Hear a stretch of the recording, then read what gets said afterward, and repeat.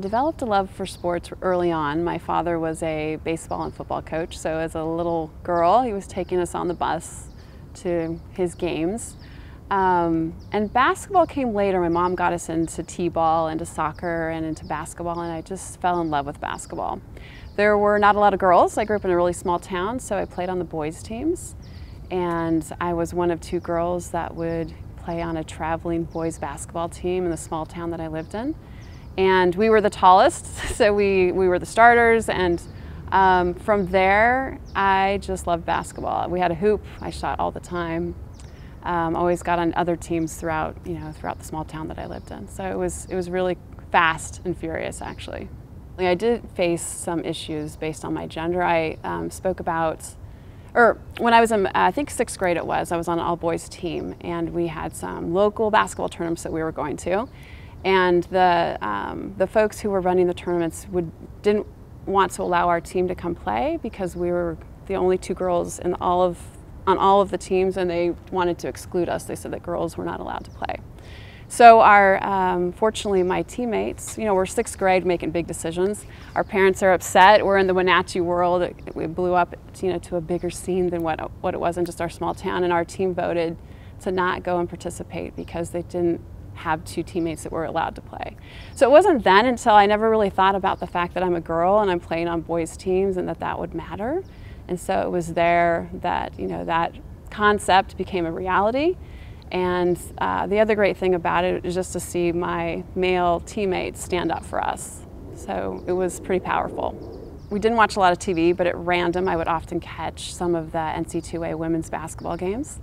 And I remember watching Jennifer Azzi and Molly Goodenbauer playing for Stanford. I remember the teams of Virginia. I remember Louisiana Tech. Those teams were really strong back when I was little and watching. And then also one of my favorite basketball teams on our local, one of my favorite players on our local basketball team was just was my babysitter.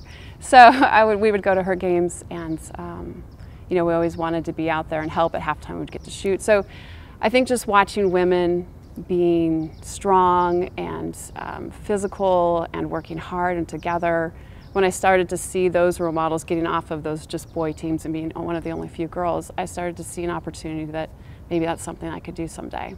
So the reason why I chose USF is coming from a small town, very rural. I wanted diversity, I wanted a city, I wanted vibrancy, I wanted just something completely opposite from what I'd experienced. And when I went to the campus of USF, I felt like that was it. It clicked. I saw, folks of all different nationalities, all different races, all different skin colors. There was a component of religion, but then there were so many other religions represented there. There was a curriculum that let me learn about the world. Well, it had a rich men's basketball program, and then it had some strong history with Mary and her teams in the late 70s and early 80s. And then with some of the talented teams that one of our assistant coaches, Tammy Atkins, had played on. I saw it as an opportunity when I met the players too, that they were thirsting for success and they were working hard for it. And I just felt like with all of that, like how could you not say this is the place for you? It was definitely the place for me. We had some success in the 90s, and we had a great rivalry with the University of Portland.